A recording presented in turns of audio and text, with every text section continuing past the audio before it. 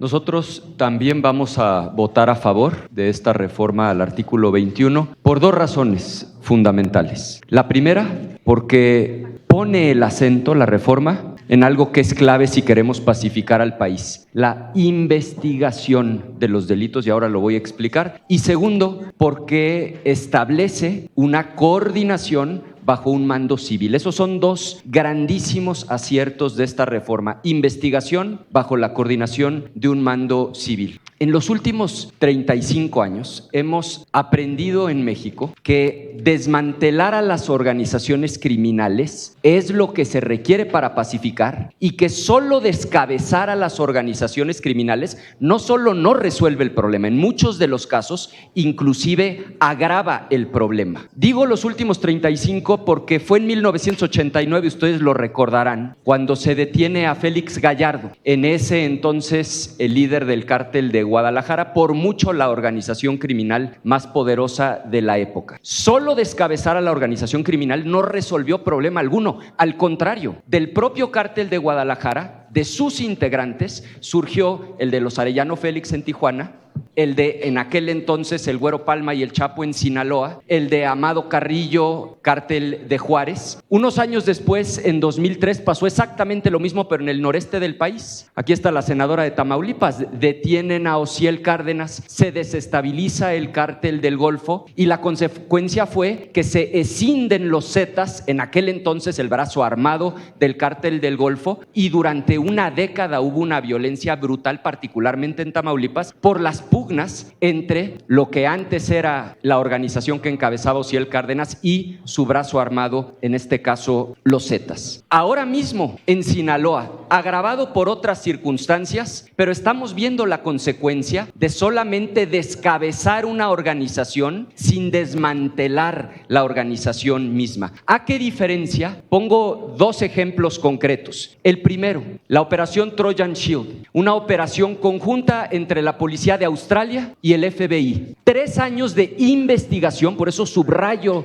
la importancia de esta reforma al 21, 3 años de investigación que dieron como resultado no descabezar una organización, no detener a una persona, detuvieron a 800 personas y les incautaron de golpe el equivalente a más de 1,000 millones de pesos. Otro ejemplo también de 2023, la operación Eureka en Italia. También más de 2 años de investigación y detienen a 132 integrantes de una organización criminal. Ese es el camino para pacificar al país: investigación para mapear a las organizaciones y desmantelarlas, no solo estar descabezando organizaciones criminales. Ahora, espero equivocarme, pero sospecho que en algún momento de este debate, si no ahora, eventualmente en el Pleno, vamos a acabar hablando de García Luna. Y está bien, porque cuando hay algo grave en la historia reciente del país, hay que recordarlo para que no se repita. Y yo espero que ustedes, las y los integrantes del oficialismo, con la misma apertura, escuchen nuestra crítica constructiva hacia lo que se conoció como la estrategia de abrazos no balazos. Y explico, y lo hago genuinamente en términos constructivos, por qué me parece tan grave ese planteamiento y por qué espero que lo que hoy estamos aprobando sea un cambio de rumbo. Hay una premisa detrás del eslogan abrazos no balazos, y la premisa es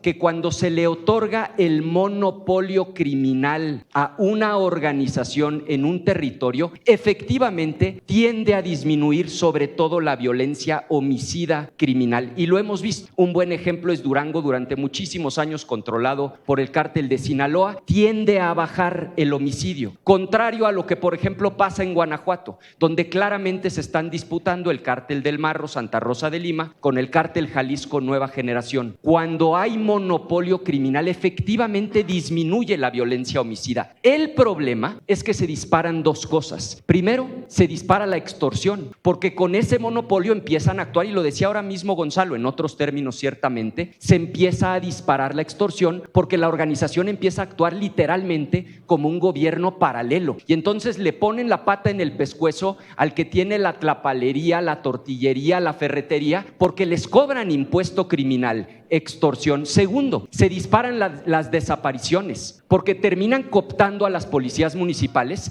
y al rato hay una suerte de acuerdo de no me estés dejando tus muertos en la calle, llévatelos, y entonces estas organizaciones se los llevan y efectivamente en las zonas rurales, en el cerro, los entierran y se disparan las desapariciones. Esa no es la ruta, por dos razones. Primero, por los daños colaterales y segundo, porque solamente tiene efectos temporales. Los daños colaterales ya los expliqué, se dispara la extorsión, pero además es solo una solución temporal, porque vean ahora mismo lo que está pasando en Sinaloa. Tarde o temprano, la organización, por hegemónica que sea, se termina dividiendo, regresa la violencia homicida, pero nos deja con el problemón de que ya están literalmente cobrando derecho de piso a los limoneros, a los aguacateros, al de la tlapalería, al de la ferretería, al de la tortillería. Nosotros vamos a votar hoy a favor porque estamos absolutamente convencidos de que lo que hoy se está planteando en el 21 es la ruta para pacificar al país. Investigación para desmantelar a las organizaciones criminales y no solamente descabezarlas. Y concluyo con una reflexión final. Sí, a dar más facultades de investigación a los mandos civiles, pero necesariamente con salvaguardas democráticas. Porque cuando se le dan facultades de investigación, herramientas poderosas para que investiguen a los criminales, pero al rato se utilizan para estar espiando opositores,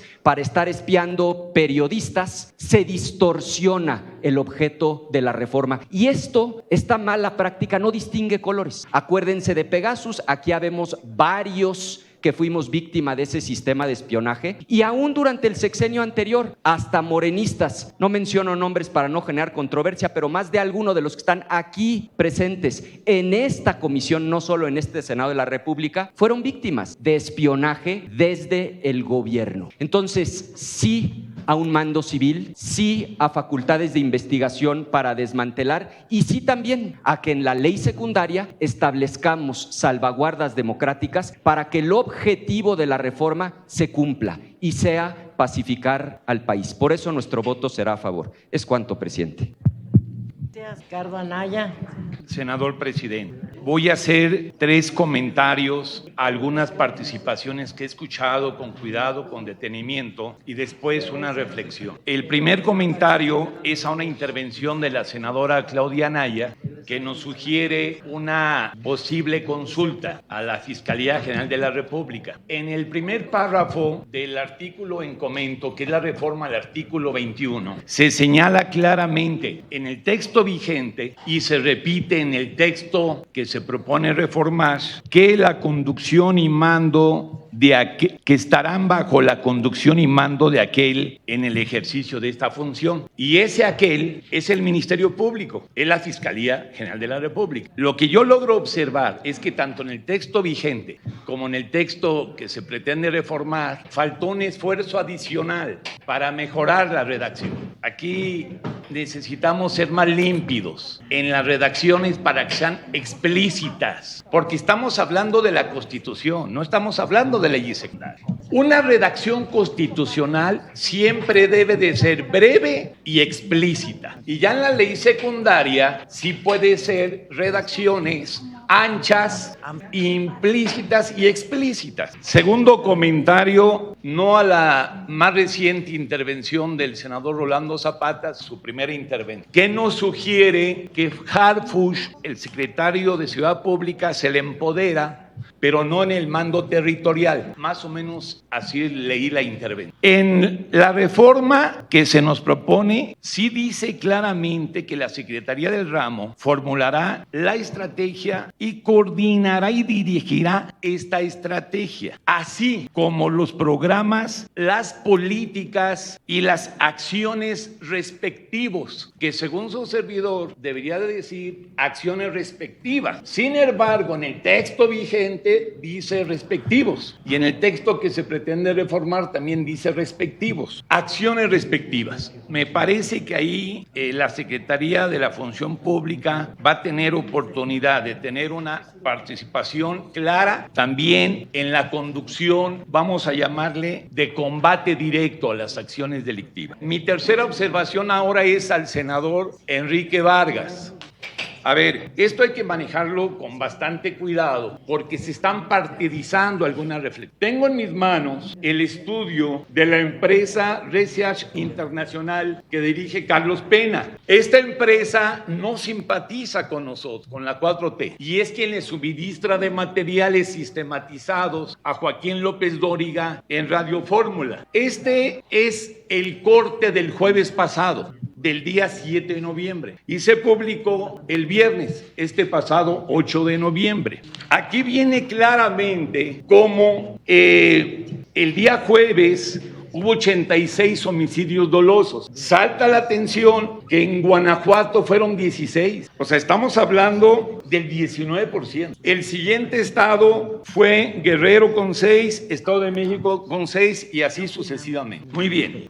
Pasa que en este mismo estudio se señala la acumulación de homicidios dolosos en los diferentes sexenios. Y en el sexenio de Peña Nieto, hablo del 2018, cuando termina Peña Nieto, el promedio de homicidios dolosos diarios era de 100. Y así lo recibe Andrés Manuel, en 100. Y se refleja esa misma cifra en el 19 y en el 20. Que pudiéramos decir que Andrés Manuel emprendió una estrategia de contención y lo logró. Ya del 21 al 24 viene una disminución marcada. Es una hazaña la de Andrés Manuel y no se lo podemos regatear. ¿Dónde está el truco? En que suman los 6 años de Andrés en cuanto a homicidios dolosos. Es un truco, porque sin duda con Peña Nieto venía en ascenso, y ya no qué decir en el sexenio anterior de Felipe Calderón. La curva venía en ascenso. Lo que hace Andrés es pararla y empezarla a disminuir. Y aquí están las cifras. Son datos duros. Termino con una reflexión.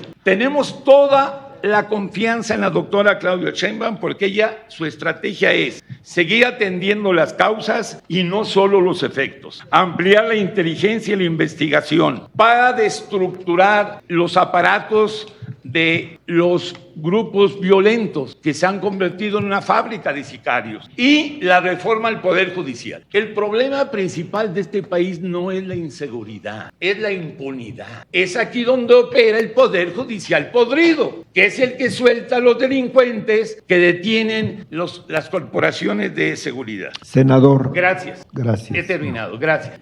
Quiero señalar en esta comisión que me parece curioso que senadores, particularmente del PAN, antes incluso de abrir su propia intervención, manifiestan que Morena buscará un resquicio en esta discusión para sacar a colación el tema de Genaro García Luna y de Felipe Calderón, lo cual además lo aprovechan a manera de sacar por la puerta de atrás sus temas y sus críticas personales. La sugerencia es que en lugar de ponerse el huarache antes de espinarse y dejar que cada quien hable de lo que a sus intereses convengan, es que dejen de evadir su responsabilidad ante el vergonzosísimo episodio que provocaron sus propios secretarios de seguridad y sus propios presidentes de la República. Sin embargo, pues,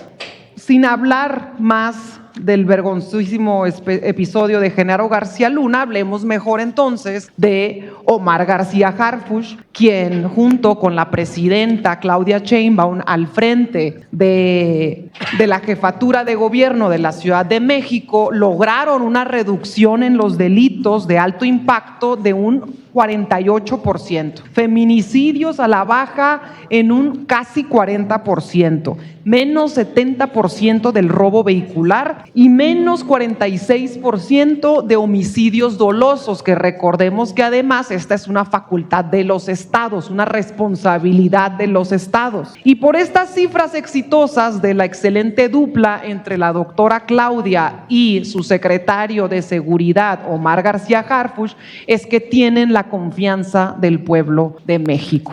Y si sumamos esto a las cifras afortunadas que tuvo el presidente Andrés Manuel López Obrador, nos damos cuenta que la estrategia de atender a las causas que generan la violencia han dado excelentes resultados en México. Y mientras tanto, en lugar de evadir el asunto que no quieren que nadie mencione, deberían de pedirle disculpas al pueblo de México por respaldar como secretario de Seguridad a un narcotraficante, cosa para la cual no tienen el valor, y mientras tanto lo que buscan hacer es venir aquí a impartir clases de seguridad pública con la sinvergüenza que los caracteriza.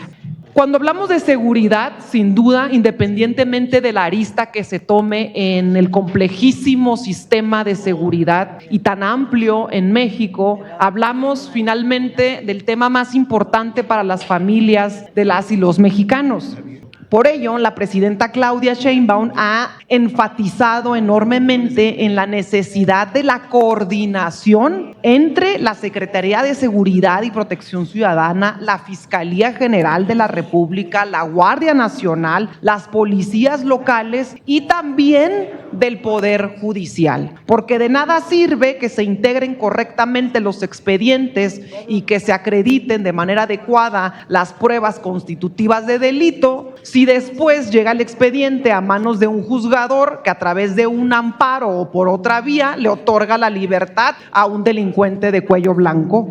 Con esta reforma, afortunadamente, se logrará que la Secretaría de Seguridad, que es una demanda que se ha tenido también en los estados de la República, se logrará que la Secretaría participe no solo en la prevención y en la persecución de los delitos, sino que participe de manera activa en la investigación de los mismos, y que sea a través del uso de inteligencia, del análisis de datos, de tecnología, de la supervisión efectiva de los recursos públicos que se destinan a los estados. Este último dato es sumamente importante porque recordaremos que fondos importantes como el Fortasec, Fortamun anteriormente eran utilizados como vía para desvío de recursos y para inflación de precios. Y por último, solo reconocer que esto nos va a ayudar a la necesidad de reducir sobre todo los niveles de impunidad que todavía reinan